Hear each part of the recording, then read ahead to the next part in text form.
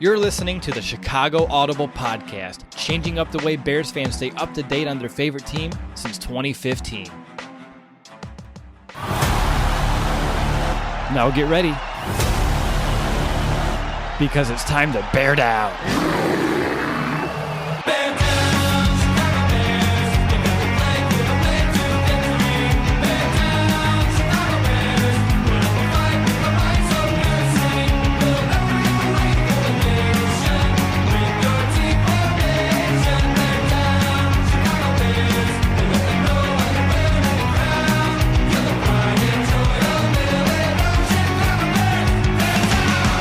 Welcome back, Bears fans, to another episode of the Chicago Audible. I'm Russell DeWitt, and I hope that you all enjoyed your Victory Monday.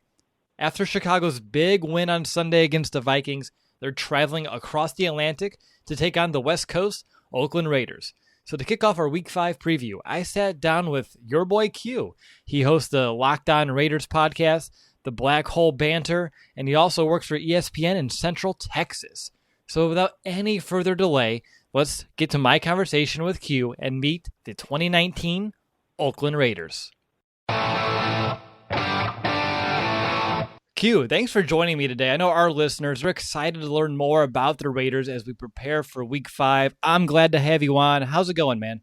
It is going really good, man. It's a fun week. It's an exciting week. The Raiders and Bears are going to be playing in London. It's exciting and kind of scary at the same time because the Raiders just typically are not a good London team. Haven't won a game in London yet, so I get a little nervous, but it's still going to be a lot of fun, so I'm excited about it. And, of course, Khalil Mack's a big subject as well, so there's a lot of talk this week about him. Yeah, how did you know what my first question was going to be? I mean, this is going to be a very fun week, and I have to ask, and I hate to do it to you, but how much do you miss Khalil Mack?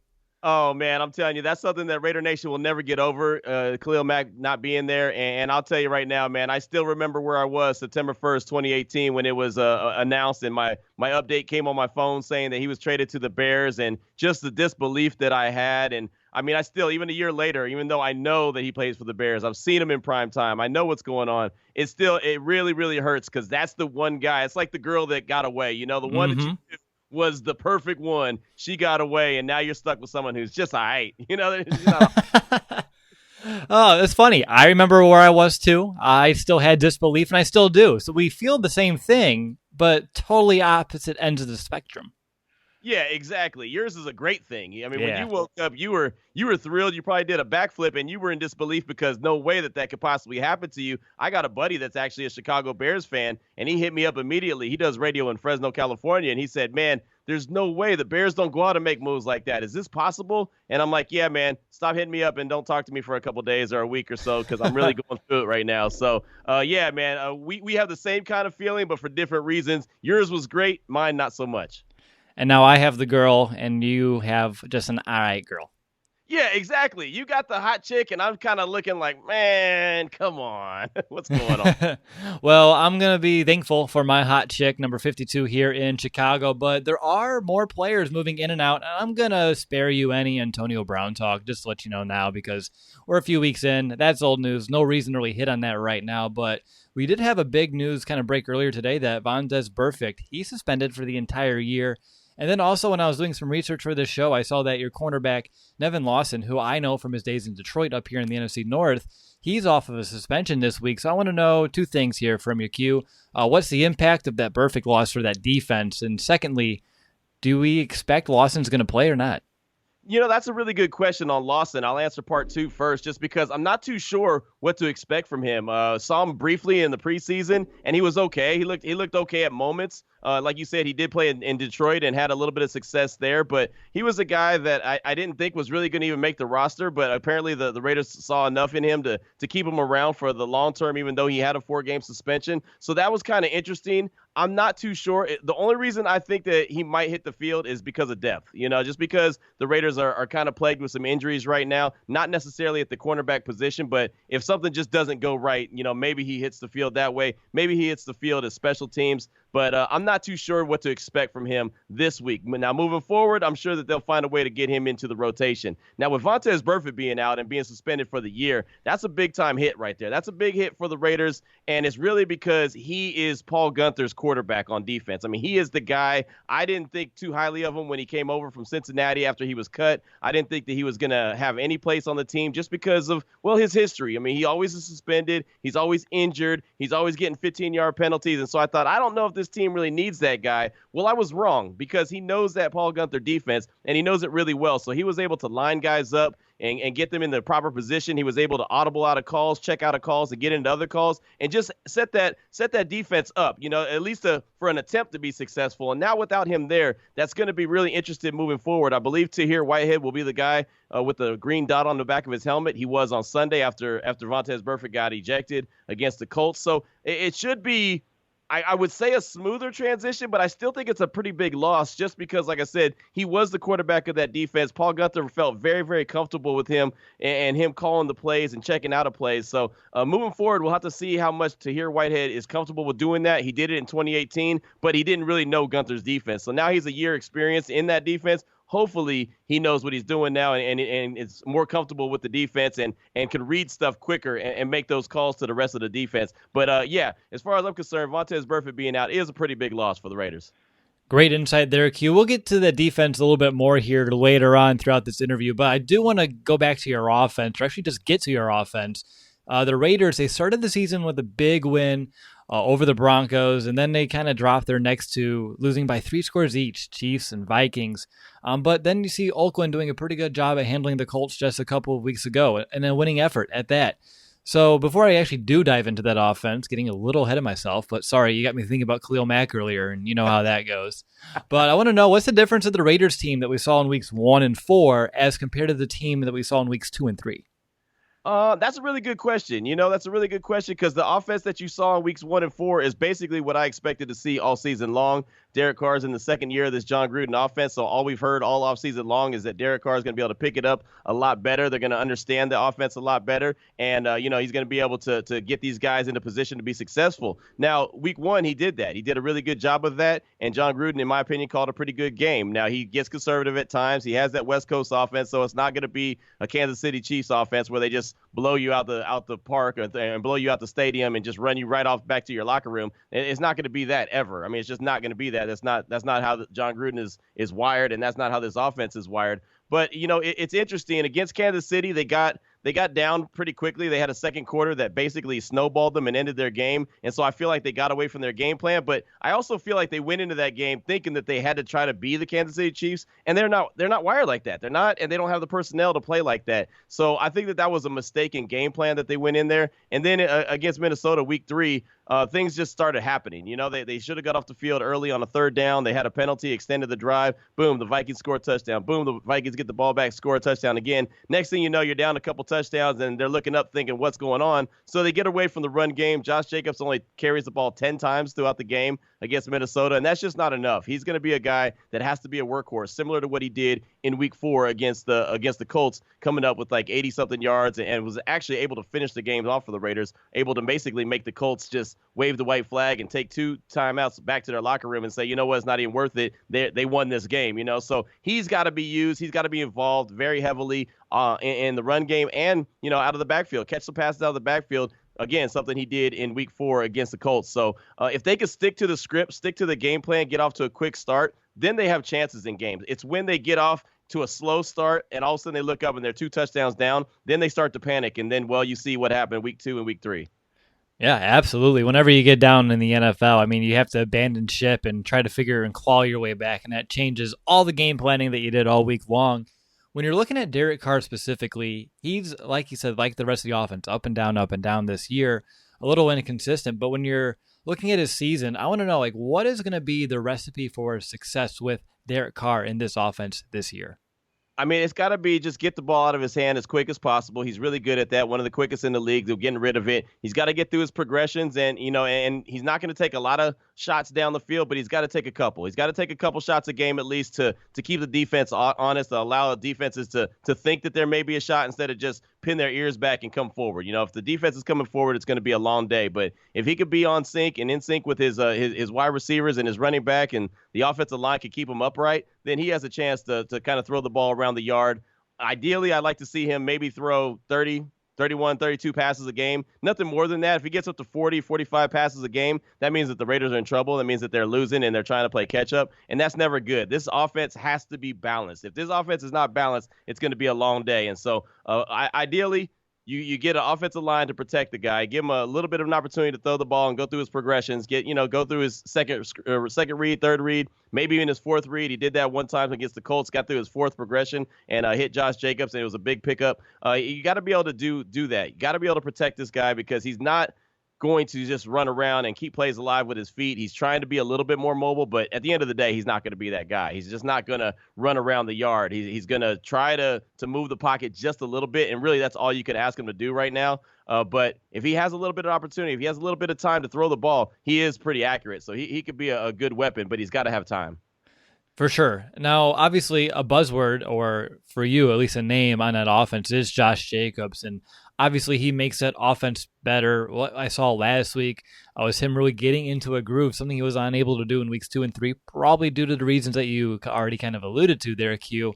But I want to know, what do you like from Jacobs? And I already know he makes that offense better, but for those of our listeners who are wondering why, could you give us the why behind the story?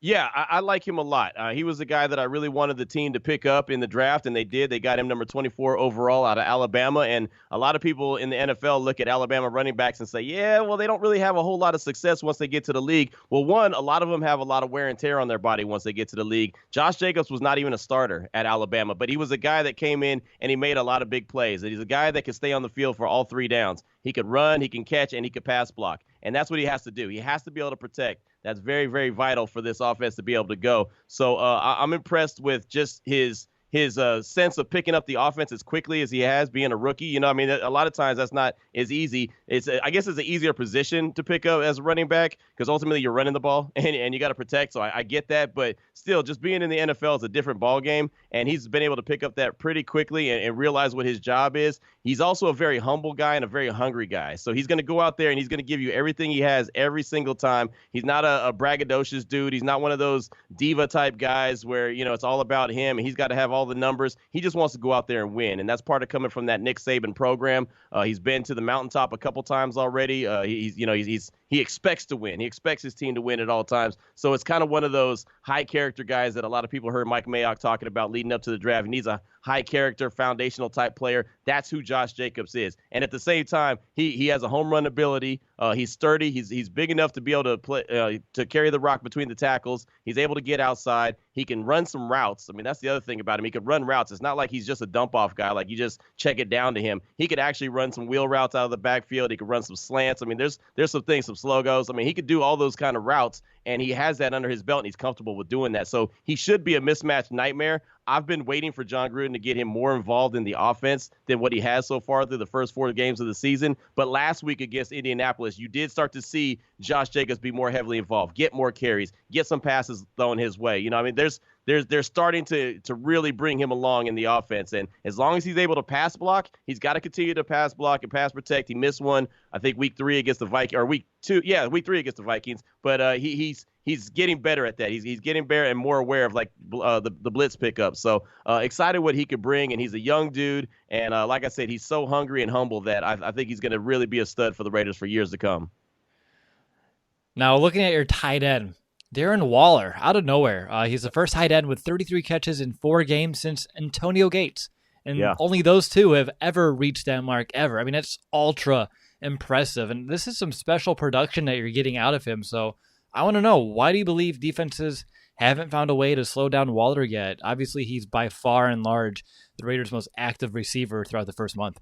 Yeah, he really is, and he's a pleasant surprise. He's a guy that came off the Baltimore Ravens practice squad. The Raiders saw him last year when they played against him. He warmed up before the game, and that was it. And Greg Olsen, the offensive coordinator, actually saw him and said, hey, this is a guy that I think you should pick up. I think we should bring him in. John Gruden did it, and You saw a little bit of flash from him athletically last season, but nothing. And you had no idea that he was going to be able to be this guy in 2019. Everyone was panicked because Jared Cook left and went to the Saints as a free agent. So what's going to happen with the tight end position? Well, here comes this young stud, this guy who's very athletic, who's got some demons in his background. But okay, as long as he's fighting those and looks like he's on the straight and narrow with that, it looks like he's doing really well in his personal life. He can get out there and play, and he really can. He's athletic like a wide receiver, but he's still a tight end. I kind of compare him to like Jimmy Graham when Jimmy Graham was still really, really good. He has that ability, and so that's the thing. I think John Gruden really, really likes him. Derek Carr is very comfortable throwing the ball to him. So I think that they're just kind of scheming him up, putting him all over the field, lining him up in the slot, lining him up outside, putting him tight on the line of scrimmage with the linebacker, get him with a slot corner, get him with someone smaller than him because he has the size. And once he gets the ball in his hands, he's a tough dude to bring down. Once he starts running, I mean, he's not your typical tight end. He's a dude who got some wheels. And the only thing he hasn't done yet, you mentioned he tied with Antonio Gates. I was rooting for him to get that catch last week against Indianapolis. It just didn't happen. He caught 7 passes, tied Antonio Gates. I would have loved for him to get the 8th one. I'd like to see him get in the end zone as well. He hasn't got in the end zone yet, hasn't been able to celebrate yet, and all the work that he's doing, the heavy lifting that he's doing for that Raiders offense, he deserves one time to spike the ball and celebrate a little something. So I'm hoping that that touchdown comes for him sooner rather than later. Yeah, a couple weeks sounds ideal to me. Maybe not this week in London. I heard that. All right. Obviously, tight end. He's been one of the biggest, if not the biggest, focal point Waller has in your offense. But looking at the wide receivers, it does look like after Waller, there's a pretty steep drop off, and then the targets and the touches kind of get spread out. But it does appear that Bears fans should be focused on guys like Williams and Renfro. Correct?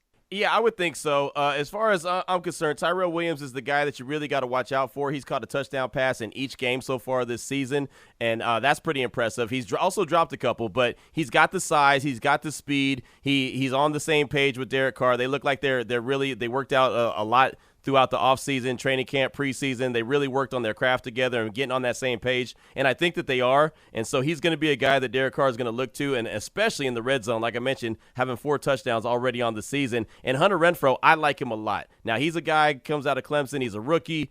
He's not going to wow you with speed. He's not going to wow you with size, but he has hands. That's one thing he does, and the Raiders have always been plagued with drop pass after drop pass after drop pass. It didn't matter if it was Amari Cooper, Michael Crabtree, Seth Roberts. It doesn't matter. Any of those cats drop the ball all the time, and that's one thing that Hunter Renfrow just does not do is put the ball on the ground. So I think as a security blanket, he's a great guy for Derek Carr in that offense because Derek Carr knows that if I get the ball to him, if I get it on his hands, he's going to catch the ball. Perfect example, last week against the Colts, it was 3rd and I think 15, and Derek Carr got to his third progression, hit Hunter Renfrow right along the sideline on a 2-3 yard pass. It wasn't anything special, but Hunter Renfrow knew where the sticks were, and he got, I think, 14 yards and allowed the Raiders to go for it on 4th and 1. They end up picking up the first down, driving down, and getting the touchdown. But it's just the wherewithal. He knew exactly in his head, okay, I'm getting the ball. I've got to get to this certain point to at least give this team a chance to go for it on 4th down or pick up the first down. He's just very heady. He's very smart. Again, he comes from Clemson. It's just similar to what I was saying about Josh Jacobs coming from Alabama, being one of those programs that expects to win. They breed winners. They play in the national championship game 3 times in a row now. I mean, they're always there. So they're very well coached, and that mentality goes a long way in the NFL, even as a rookie. And so I like what Hunter Renfrow brings to the table, and Derek Carr is very comfortable with throwing it to him and getting it to him. Like I said, it's not going to be anything deep. He's not going to wow you with speed. He's not going to take the top off the defense, but he can get open, and he can catch the ball. Q, looking at your offense, obviously for Chicago, our defensive front, they've been rather nasty. And yes, we can go back to Khalil Mack and talk about him if you want. But I do want to focus on that offensive line because they've done a pretty decent job overall this season as a whole in terms of protecting Derek Carr. Only quarterback pressures allowed on about 25% of dropbacks, which is pretty, it's not all the way on the top, it's near the top of the league. Could you give us a lowdown on that offensive line? Are there any areas of weakness up front that we should keep in mind, or is it just whoever's on Khalil Mack? Well, yeah, I mean, whoever's on Khalil Mack's going to have their work cut out for him, which will probably be not the rookie, but second-year guy, Colton Miller. Trent Brown's on the right side. He's a little banged up, but he's a tough dude. He'll be out there playing, so I'm not too concerned about him. So the bookends, Trent Brown at the right tackle. He was a free agent that they brought in. He's a big dude, just really, really big dude. So I feel pretty comfortable with what he'll do on the right side. Colton Miller is another question because Khalil Mack has so many tools in the tool shed. So I just expect him to go out there and do what he does and be a monster. Derek Carr's got to get that ball out of his hands quickly. Richie Incognito, he came back from his suspension, his 2-game suspension. He's played well the last 2 games. I like him. At the other guard position is a question, though, because Denzel Good is going to have to be in there this week. The old pro Gabe Jackson, he's been out all season long with a MCL sprain. And so the Raiders have been filling in guys at that right guard spot. So that's always going to be a question. I think he won't come back till after the bye week, which is after the Chicago game, after the London game. And the center, Rodney Hudson, he's a stud. He's an absolute stud. He's been a stud his whole career. So I'm very confident there. But there's a hole. If there's any kind of an issue, it's going to be probably at that right guard position and possibly the left tackle position. So there's 2 spots that Chicago Bear defensive line can really, really thrive on if they're trying to get after Derek Carr, which they will be on Sunday. All right, let's transition to the other battle in the trenches, because when I'm looking at Oakland's defense, I only see 6 sacks in 4 games, second least in the NFL. What's behind the lack of a pass rush for Oakland? Well, you got Khalil Mack. There we go. Done. I mean, really, it's a lot of things. The Raiders have not been very good at the pass rush. Only had 13 sacks in 2018, and like you said, 6 so far in 2019. And I just, you don't really know how to generate any pressure. Even beating Indianapolis last week, they didn't really get that much pressure. You know, they got a lot of young guys. Cleve Farrell, he was number 4 overall pick. You got Max Crosby, he was a 4th round draft pick. Benson Mayowa actually has 3.5 sacks for the Raiders, and he was a healthy scratch on Sunday. So, there's just not a lot of pass rushers out there. They're not generating that pressure for the Raiders up front. And so whoever the quarterback for the Bears is going to be, I'm assuming it's going to be Chase Daniel, is going to have some good time back there to throw the ball around. The run defense for the Raiders is really good. The pass rush is not too much. So is that why, would you attribute the lack of a pass rush as to why when I'm looking at your secondary, you allow the 7th highest passer rating, 106, you allow the 6th most passing yards per game at 281? Is it the secondary that's slacking, or is it just due to the pass rush not hitting home? I mean, the pass rush isn't getting home. First and foremost, that's the most important thing, is that they're not getting there in these quarterbacks. And look who the Raiders have faced. I mean, you already faced Patrick Mahomes. He got you for 28 points in 1 quarter. And so Denver didn't really have a tough quarterback. I mean, Joe Flacco, not worried about him. Kirk Cousins is okay. He hasn't been anything great this season. And then Jacoby Brissett, he had plenty of time on Sunday against the Raiders. And so their pass rush just isn't what it's supposed to be. The secondary is trying to do better. It's trying to step up. They had their best game so far, in my opinion, against the Colts, but it's a work in progress. The defense is definitely a work in progress. Overall, they're not very good, but they have their moments. And I think on Sunday they had their best moment. Now they have to try to figure out if they could build off of that. That's going to be the biggest question for that defense. Can the secondary and the defensive line build off what they did on Sunday and keep that going the rest of the season? Could I ask why the run defense is so good, actually?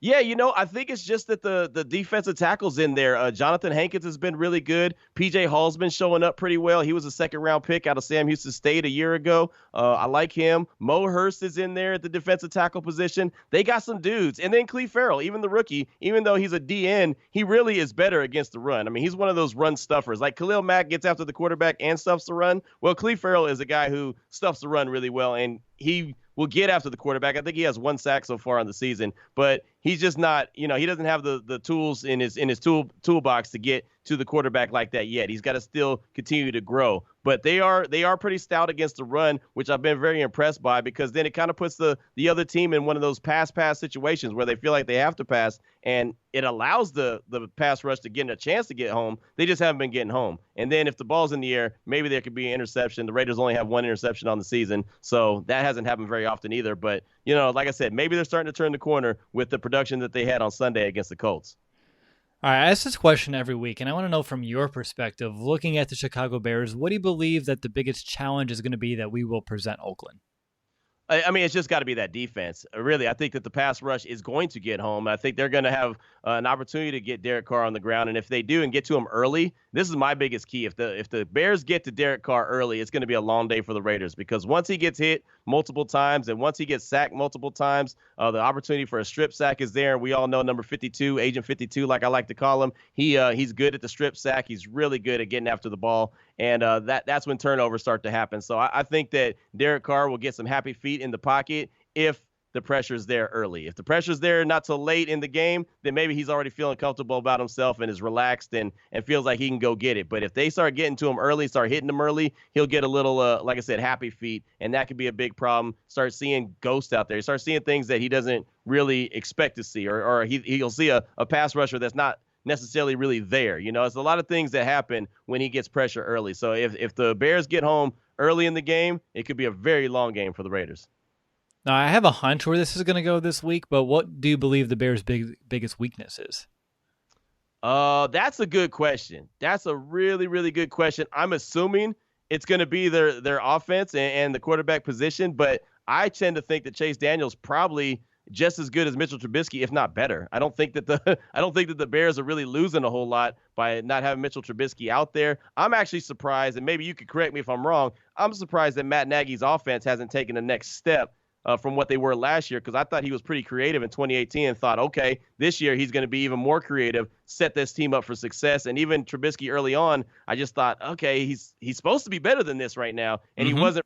So I would say, and again, this is just a question, is the quarterback position the weakness for the Bears right now? Putting me on the spot. I think the entire offense is, and a lot of it does come back down to the play calling. You said it, very creative last year. That's kind of died a little bit, besides in some weird third and short situations when we want to get a little overly cute. But yeah, when you're looking at the steps that you're hoping that a guy like Mitch could take this season and this offense in general, all of us here in Chicago, we're still dumbfounded and confused and yearning for more, because this offense is severely underperforming as to what we expected and really what the Bears told us, what was going to happen this year. They said, okay, last year was 1.0, 101. And next year's offense this year, it's going to be 202. We're going to be in a mastery class. That's not what we're seeing. Right, exactly. And that's what I was expecting. I really was, because the Bears went, 12-4 in 2018? Yep. We're a double doink away from moving on in the playoffs. And I just thought for them to take that next step, like you mentioned, was Mitchell Trubisky coming out and being more comfortable in the offense, being more of a surgeon and making things happen. And I think that, Matt Nagy is smart enough to be able to get that done. It just hasn't happened early in the season. Yeah, and I'm going to let you have a pass on double doink just because of the whole Khalil Mack thing. It wasn't intentional. It's just what it is. Speaking of double doink in a kicker position, I'm just wondering your thoughts on Eddie Pinheiro. Well, it's funny. I liked him when he was a member of the Raiders, and I hope that he continues to play for the Bears, because I think the Raiders get a pick if he's active for 10 games. So I like him. I hope he's successful with the Bears. I really do, because I think he's a good dude. He went in there in a tough situation, and I think the Raiders told him he was going to be around for a long time, and then they end up trading him. So good luck to him. But again, I like what he brings to the table. I think he's a tough dude, man. I like him. Man, all these picks are just swapping. Us to you. You're going to give us a pretty high one, hopefully here soon, too, from the Khalil Mack trade. We'll see how it all plays out. So I do want to know, one thing that's really unique about the Raiders' schedule this year, and this isn't really specific to this week. Again, traveling to London is a very taxing situation for any NFL team, but you guys have a 50-day difference between home games. Your last home game was week 2 against Kansas City, and your next one's week 9 against the Lions. How do you think that's going to impact this team as we kind of continue through this stretch? It's a huge challenge. I mean, it really is. It's something that John Gruden said he don't even think he's ever heard of that. And I realize Tampa Bay has a really tough schedule as well, as far as road games and home games. But that's just something that shouldn't happen. You shouldn't go from week 2 to week 9 without a game at home. I mean, and I don't care about this London game calling it a home game, because it's not. It's in London. You know what I mean? It's not. It's just a neutral site game. Call it what it is. And so I don't think that should ever happen like that. That's very unfortunate for the team. And not only are they on the road for that long, but they're playing tough teams. I mean, think about that. They played Minnesota. They went to Indianapolis. They're going to play Chicago. They got Green Bay. I mean, there's nothing but tough teams that they're playing on the road, and it's just – I think it's terrible, especially their last season in Oakland. I don't think it's really fair to the fans either. I think that's kind of a raw deal. But I guess if you're looking for a silver lining, you're getting a lot of home games towards the end of the season, and maybe you've won a couple of these tough road games, and all of a sudden you got a little bit of momentum while you're playing at home in front of your home fans. I don't know, but I really did not like the way that the schedule shook out for the Raiders. I was calling it what was the word? Adversity, but someone corrected me and said it's more like a challenge. So I've stood corrected, and now it's a challenge instead of adversity. That's a good way to look at it. I like that perspective. Right. That's all I can do. True, you're not in the thick of it either, but hopefully they keep that mindset as well. It's a good way to look at it. Now, of course, I want to know, is there anything else on this team? Because you're the expert, and I've loved all the insight that you've been bringing on the offense and the defense. We really haven't hit on your special teams, but is there anything, any X factors, any other players, storylines that we should know about heading into this game? I think that the punter, A.J. Cole, has done a really good job. He had a really good game against the Colts. He's a rookie. He was an undrafted free agent brought in, and the Raiders had drafted Johnny Townsend in 2018, and he was terrible. He was a punter out of Florida, and they grabbed him in the 5th round, and he's been terrible. He's absolutely been terrible, so I was glad when they cut him and brought in A.J. Cole, and he did a really good job flipping the field for the Raiders on Sunday against the Colts, and so I think that was a really good pickup. But one that is also going to be something to pay attention to, Dwayne Harris was the kick return, punt return guy. He was also a good gunner as far as the special teams goes, but he has a really bad ankle injury, so the Raiders went out and made a trade with the Packers. They gave up a 6th-round pick in 2020 for Trevor Davis, who is actually a wide receiver, kick returner, punt returner guy from the Bay Area, the Bay Area, and he's got some wheels. And last week against Indianapolis, I don't know if you saw it, but on the end around, he goes 60 yards for a touchdown. You know, I mean, he's got that Al Davis speed, that Al would just love. He probably would have made him like a 2nd-round draft pick. He's so fast. You know, he's one of those kind of guys. So he's a guy that is really good at the kick return, at the punt return. So if given the chance, given the ability to get the ball in his hands, he can make some things happen. He doesn't know the offense yet very well, but he hasn't been there very long. But on end arounds, on double reverses, stuff like that, you can't teach speed. You don't have to teach speed. You know, all you got to do is tell him run. Follow your blockers and run. You know, that's the one thing that you could do with a guy who doesn't know the offense. So he could be an X factor, and he was an X factor against the Colts. I think moving forward, because I keep thinking Dwayne Harris is going to be out for quite a while. Moving forward, Trevor Davis is going to be a guy that's going to be a force, or could be a force if the Raiders use him correctly. Yeah, that's why I bring you on, to kind of gain that, little tidbit that maybe you don't get anywhere else. I really appreciate that insight, Q. One final question for you. It's a 2-parter. It's how I end every Meet the Opponent episode that we do all year long. And it's first part, easy. Why will the Raiders win? Or maybe not so easy. Well, they'll win if they have the run game going. And I know it's going to be tough against the Chicago Bears, but if Josh Jacobs is having a good game, if he's able to get the ball, 15, 16 times on the ground, catch the ball in the backfield a few times, if you're able to feed number 28, the number 24 overall pick out of Alabama, if he can continue to get the ball and Derek Carr comes away with no sacks on the day, I'm not going to say no sacks. If he comes away with no interceptions thrown on the day, the Raiders will be in position to win that game. But it's got to be a clean day for number 4, and Josh Jacobs has got to be heavily involved in the offense. Now, just the flip side of that question, what's it going to take for Oakland to end up on the wrong side of things and lose the game? Well, a couple of interceptions, a bad day by number 4, a bad day from Derek Carr, multiple sacks from Khalil Mack or anyone else along that defensive line for the Bears. And like I said, if he creates a couple turnovers, man, it's going to be a long day in London. And look, there's been many long days in London. The Raiders are very famous for that. Last year, the Seattle Seahawks, they mollywopped them. I mean, they did. They just gave them the business. A couple years ago, before that, when Dennis Allen was the head coach, the Dolphins gave him the business, and he got fired before he even got back to from London. I mean, London is not a good place for the Raiders. So if they win on Sunday, it'll be the first time ever, and it'll be something to celebrate in its own self. Of course, obviously going up against the Bears, that'd be a celebration as well. But yeah, man, if Derek Carr has a bad day, gets sacked a few times, and throws a couple interceptions, it's going to be a long day in London. All right, Q. I mean, that's all I got for you. I really appreciate the time that you took to hop on this podcast, give us the insight of the Raiders. It was really awesome to have you on, and I just want to say thank you again. No problem, my man. Anytime you need me, you give me a call. I appreciate you. Well, that'll do it, Bears fans. I hope that you enjoyed Q's insight on the Oakland Raiders. Up next is our weekly preview episode as Nick and I will take a look at how the Bears stack up in all 3 phases and much more, including our weekly predictions. But until next time, bear down, Chicago.